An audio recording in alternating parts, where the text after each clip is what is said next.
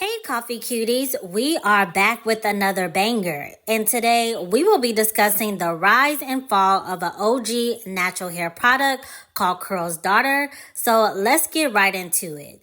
So the fall of Curl's Daughter really sent shockwaves through the natural hair community because when the natural hair community really started to take back off around the early 2010s, Curl's Daughter for many women was the first product that was introduced that was black owned, that was thriving, and again, that was meant to cater to black hair. So the fall really devastated a lot of coily women in the community. But today, we are not only going to talk about the fall, we are going to talk about the rise, the peak, and then the fall.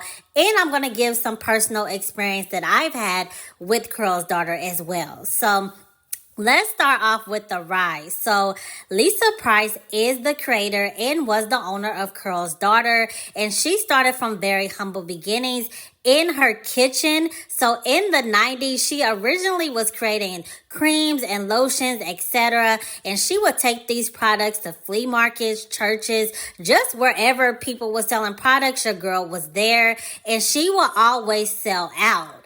And because of this, Lisa basically received a lot of encouragement from the community, from her family, to really take it serious. And that is when she put all her focus and ultimately came up with Curl's Daughter, which, by the way, is named after her mother, Curl. So it was many trials and errors that went into creating Curl's Daughter, but it officially launched in August of 1994. So Curl's Daughter continued to scale and scale throughout the years, and eventually your girl started to receive a lot of attention from celebrities such as Jada Pinkett Smith, Halle Berry, Shaka Khan, and a few more that may surprise you that I'm going to name in a second.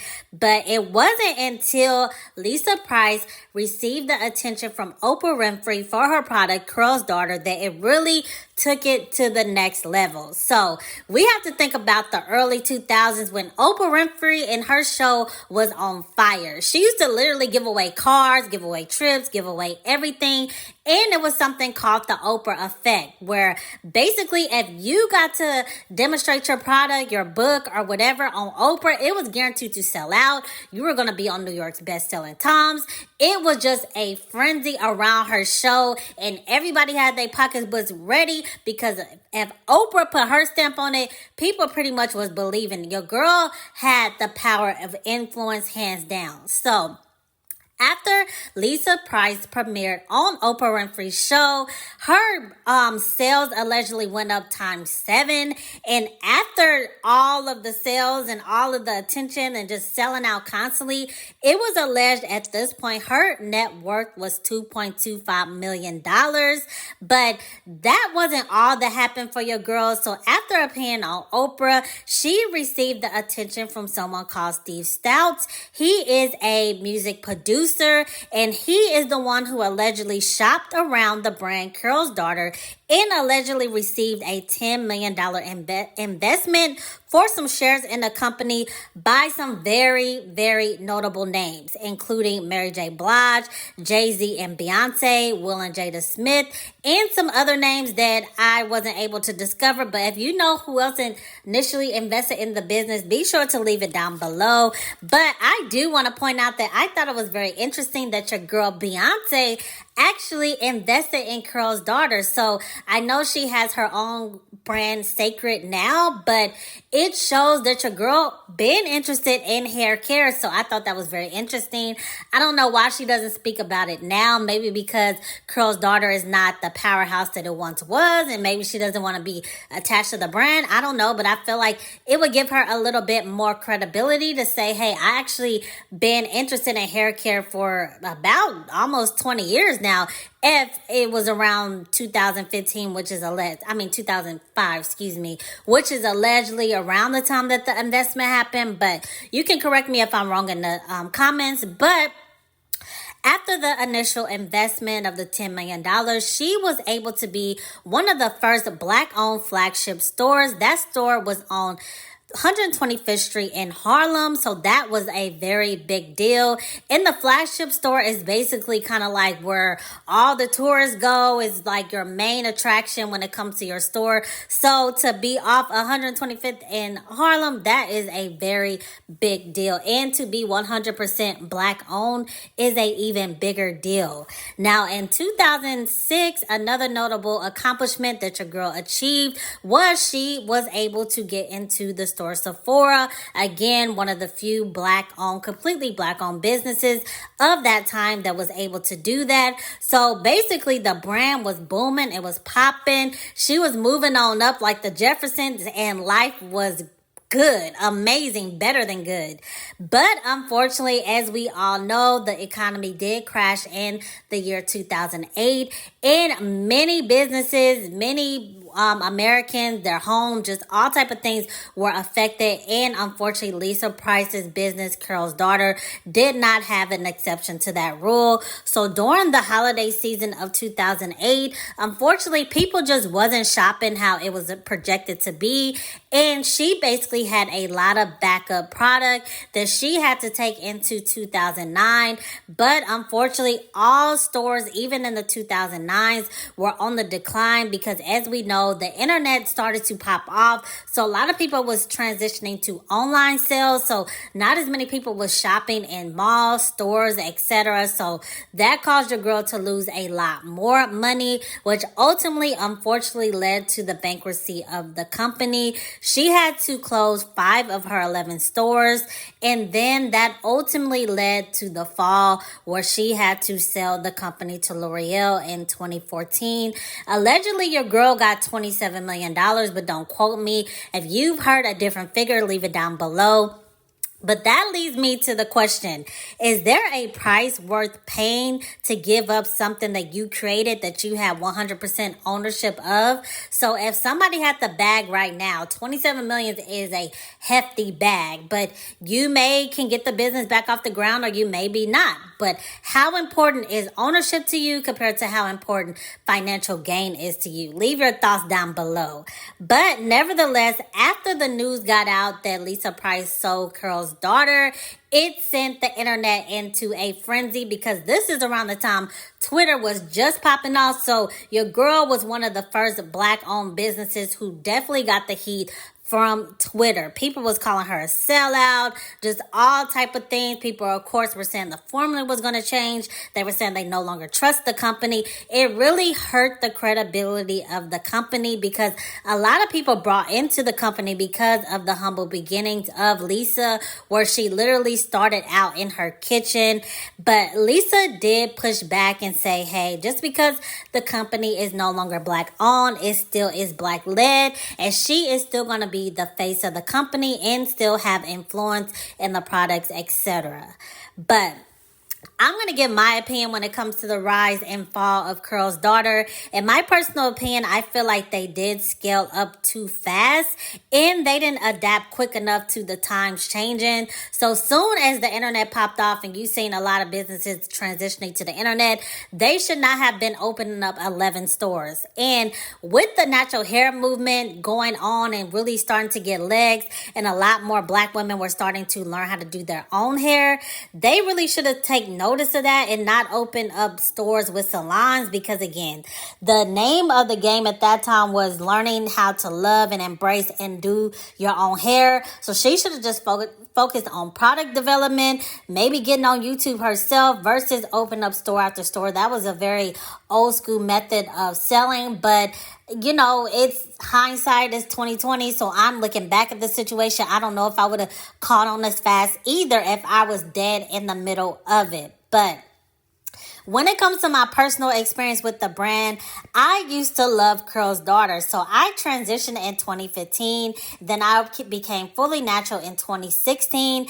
And Carol's Daughter was one of the first brands that I actually used. I used to use the Manoe.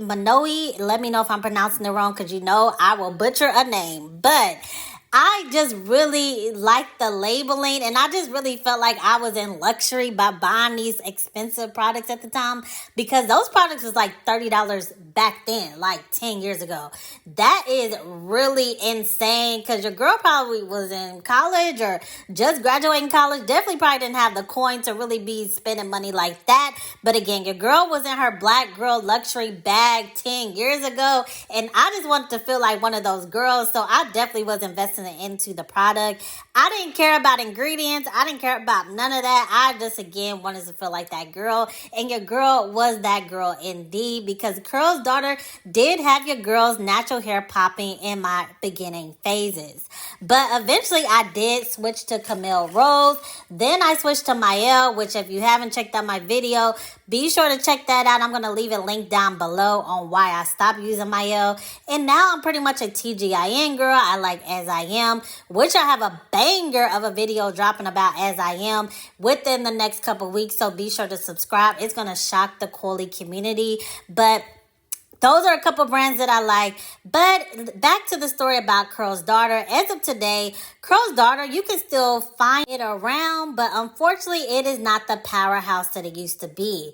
If you are still interested in finding Curl's Daughter's product, you can find it in Target, Ulta, and online. Now, Lisa Price still is active on social media, in her community, etc. As I do want to add that she donates many goods, services, money, etc. to many nonprofit organizations. Your girl is definitely still out here in these natural hair streets. But I also want to point out that in the year 2020, after the untimely death of George Floyd, where there was a lot of racial tension going on in America at that time, a lot of black people were trying to rally around, support our own, and that includes shopping black. That caused Curl's Daughter to go viral once again, because there was a list that was put out about black hair products that is catered to black audience that was not black owned, and Curl's Daughter was on the list. So if you missed the wave in 2014 and didn't know Curl's Daughter was not black owned, but it was black led, that list sent the internet back into a frenzy all over again in 2020.